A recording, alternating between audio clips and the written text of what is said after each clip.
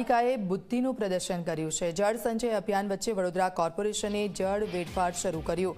ચોમાસા પહેલા શહેરના 29 તળાવો ખાલી કરવાનું શરૂ કર્યું છે। તળાવનું 109 કરોડ લીટર પાણી પંપ લગાવીને કોર્પોરેશન વરસાદી કાંસમાં વહવડાવી નાખશે।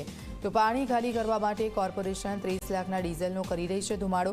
ઉનાળા પહેલા તળાવો ખાલી કરતા અનેક સવાલો ઊભા થયા છે। કોંગ્રેસના કોર્પોરેટર અમીબેન રાવતે પાલિકાની કામગીરીને લઈને સવાલો ઊભા કર્યા છે।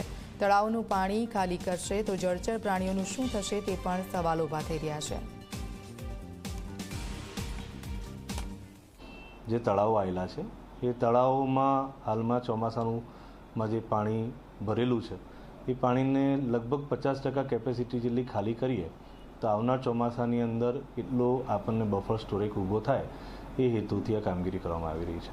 પૂરને લઈને પણ આ કરવામાં આવેલું છે। જે કમિટીના રિપોર્ટ છે એમાં પણ આ કામગીરી કરવા માટેનો એક આધાર આપવામાં આવેલો છે અને આપણે હાલમાં તળાવ પૂરા ખાલી નથી કરતા, ફક્ત 45-50% કેપેસિટીમાં ખાલી કરીએ છીએ કે જેથી આવનારા 2-3 મહિના ચોમાસા ગરમીના જે મહિનાઓ છે એમાં તળાવમાં પાણી એકદમ ઓછું ના થાય અને જળચર જીવોને નુકસાન ન થાય।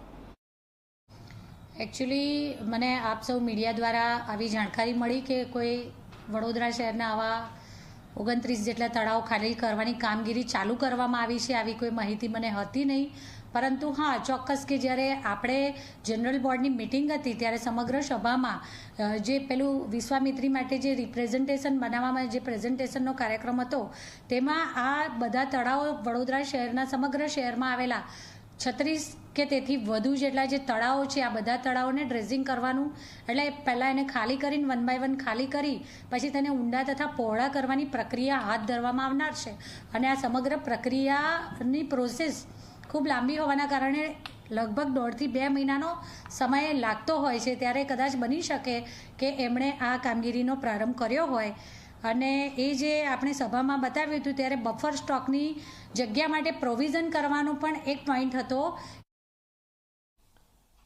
એક બાજુ વડોદરા શહેરમાં પર્કોલેટિંગ વેલ 10 કરોડના ખર્ચે બનાવી રહ્યા હોય તેના ખાતમુહૂર્ત થાય છે, બીજી બાજુ જે પાણી સંગ્રહ કરવાના કુદરતી તલાવો છે એ તલાવો ખાલી કરવાના વાત કરે છે। As a flood mitigation strategy મેં આજ દિવસ સુધી એક પ્લાનર અને એન્જિનિયર તરીકે મારી લાઈફમાં સાંભળ્યું નથી કે as a planning for flood mitigation તલાવો ખાલી કરવામાં આવે, એ બી શિયાળામાં। ભર શિયાળામાં વડોદરા શહેરમાં તલાવો ખાલી કરવાનું અંડર પેનિક કે ચોમાસામાં પૂરનું પાણી આ તલાવમાં એકત્રિત થશે। હજી તો આખો ઉનાળો બાકી છે અને આ રીતનું જો કામ કરવું પડે તો વડોદરાની પરિસ્થિતિ કેટલી ગંભીર કરી નાખી છે આપ વિચારો।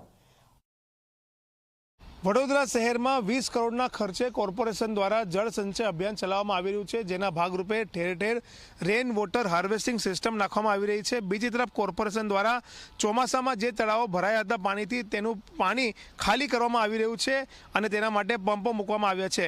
અત્યારે અમે માંજલપુર તળાવ ખાતે ઉપસ્થિત છે, ત્યાં આપ જોઈ શકો છો કે 2 પંપ મૂકીને પાઇપના મારફતે વરસાદી કાંસમાં પાણી જે છે તેને ઠાલવવામાં આવી રહ્યું છે અને પાણીનો વેડફાટ કરવામાં આવી રહ્યો છે।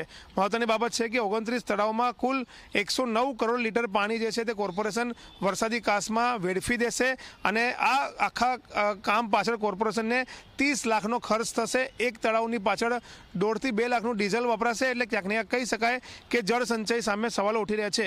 પૂર રોકવામાં નિષ્ફળ રહેલું તંત્ર ચોમાસા પૂર્વે તળાવો અડધા ખાલી કરવાનું જે કામ કરી રહ્યું છે તે ખરેખર કોર્પોરેશનના શાસકો અને અધિકારીઓનું બુદ્ધિનું પ્રદર્શન છે। સવાલ એ થઈ રહ્યો છે કે એક તરફ જળ સંચય માટે 20 કરોડનો ખર્ચ કરવામાં આવી રહ્યો છે અને બીજી તરફ જ્યાં જળ સંચય થયું છે ત્યાં પાણીને વરસાદી કાંસમાં વેવડાવીને તેનો વેડફાટ કરવામાં આવી રહ્યો છે।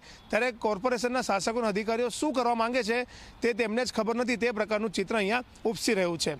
કેમેરામેન મુકુંદ દવે સાથે રવિ અગ્રવાલ, ઝી મીડિયા, વડોદરા।